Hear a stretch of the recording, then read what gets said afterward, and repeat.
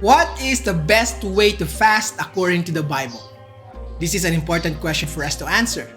The Bible reveals that we can be fasting, but we are not truly pleasing to God. If we don't know how to properly fast, our sacrifices might become in vain.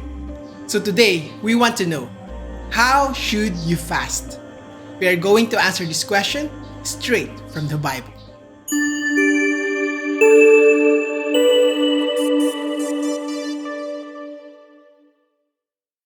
Hello everyone, I'm Joshua Infantado of Becoming Christians Academy, the best online course for you if you want to become a zealous, faithful, and blessed child of God.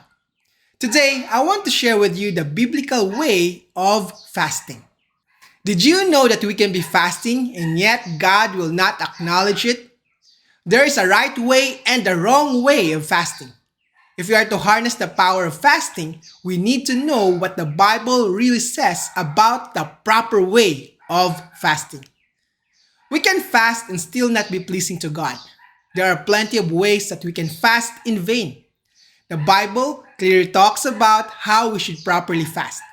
First, let us take a look at what Christ said about how we should fast. Let's read Matthew 6, verse 16. Moreover, when you fast, do not be like the hypocrites, with a sad countenance, for they disfigure their faces so that they may appear to men to be fasting. Assuredly, I say to you, they have their reward. But you, when you fast, anoint your head and wash your face, so that you do not appear to men to be fasting, but to your Father who is in the secret place. And your Father who sees in secret will reward you openly. Matthew 6:16 provides valuable lessons on fasting and importance of sincerity and humility in our spiritual practices. Here are some key lessons we can learn from this verse. Avoid hypocrisy. Jesus warns against fasting with a hypocritical attitude, where one seeks to impress others with their piety rather than genuinely seeking God. Hypocritical fasting focuses on outward appearances rather than the condition of the heart. Second, maintain joy. Fasting is a solemn and serious practice, but it should not be accompanied by a gloomy or sad countenance. Instead, Yeshua instructs his followers to maintain a joyful demeanor even while fasting, reflecting an inner confidence in God's provision and grace. Next, seek God's approval. The primary audience of our fasting is God Himself, not other people. Rather than seeking recognition or approval from others, we are called to focus on pleasing God and drawing closer to Him through our fasting. Next, practice humility. Think of fasting as a humble heart to heart with God. It's like acknowledging to Him, hey, I'm not in control. I need you to be in my life. It's a moment to put aside our pride and our ego and recognize that we're not self-sufficient. We're utterly reliant on His wisdom and grace. Finally, trust in God's reward. Yeshua assures His followers that when they fast with sincerity and humility, their Father who sees in secret will reward them openly. This highlights the importance of trusting in God's faithfulness and the ultimate reward He provides for those who seek Him wholeheartedly. In summary, Matthew 6:16 reminds us to approach fasting with sincerity, humility, and a desire to please God rather than seeking recognition or approval from others. It teaches us to prioritize our relationship with God above all else and trust in His faithfulness to reward those who seek Him in secret. The prophet Isaiah has something to say about fasting as well. In Isaiah 58, the people asked why God did not recognize their fast. God revealed the answer in verses 3 and 4. In fact, in the day of your fast, you find pleasure and exploit all your laborers. Indeed, you fast for strife and debate, and to strike with the fist of wickedness. Isaiah was telling us that fasting is nothing if our actions don't reflect God's will for our lives. We can fast all we want, and yet, If we don't do what God tells us to do, we will be fasting in futility. The Israelites at that time were fasting, but they were still indulging in their pleasure, in their lust and sin. In this case, the Israelites didn't completely abandon their rebellious attitude and idolatrous worship. Thus, it is possible that even if we fast, we are still sinning. Isaiah added that they continue to exploit their laborers. How true is this for us today, Christians? We might be very diligent in our prayers, in our fasting, in other Christian duties, and yet we lack good works. We are unforgiving to those who have indebted or have wronged us. Instead of forgiving, we strive with the feast of wickedness. Notice as well the wrong attitude toward fasting. Their primary motive is to bend God to their will. They fasted so that God would grant them divine favor.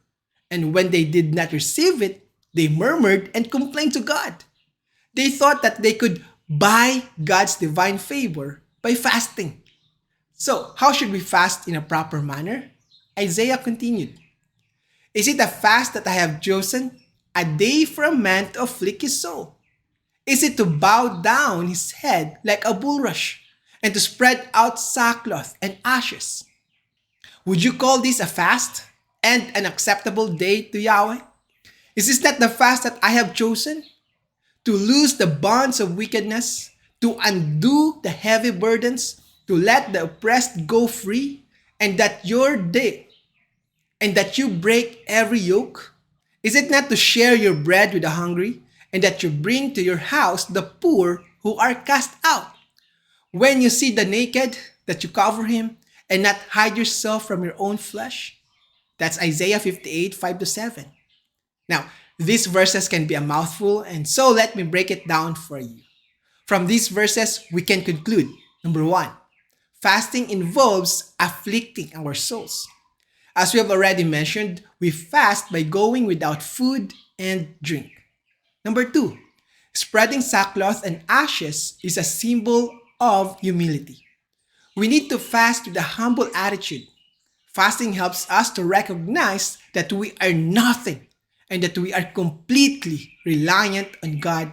And without food and drink, we get weak and we eventually die. Since God is the source of all blessings, including food and drink, we need to rely on Him for our daily sustenance. Number three, the pain and discomfort that we feel during our fast don't give us the right to God's mercy and favor. God will answer our prayers because He is loving, patient, and kind. Number four, fasting is primarily done to know God's will and purpose in our lives. It is done to gain understanding, wisdom, and guidance from God. Along with fasting, we need to ensure that we have the willing heart to obey whatever God has revealed to us.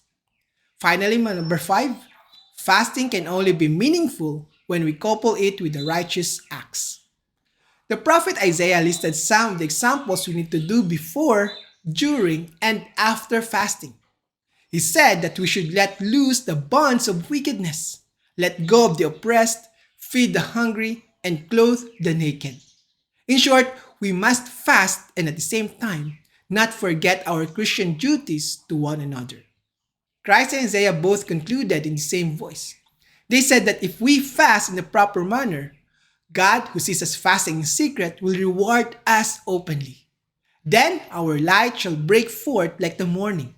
Our healing shall spring forth speedily, and our righteousness shall go before us. The glory of Yahweh shall be our rear guard. Then we shall call, and Yahweh will answer. We shall cry, and He will say, "Here I am." So, fast in the proper way and with the right attitude. Though it may be difficult, the physical and spiritual rewards are great. It will be all worth it. So there you have it, the biblical way of fasting. I hope this helped and has offered a better insight on how you should properly fast. If this presentation has helped you, please consider enrolling in one of our best courses, Teach Us to Pray. In this course, you'll learn how prayer and fasting work together. Aside from that, you'll also learn what biblical prayer is, how to pray, and how you can improve your prayer life and draw closer to God. So if you're interested, I have included the sign-up link in the description box.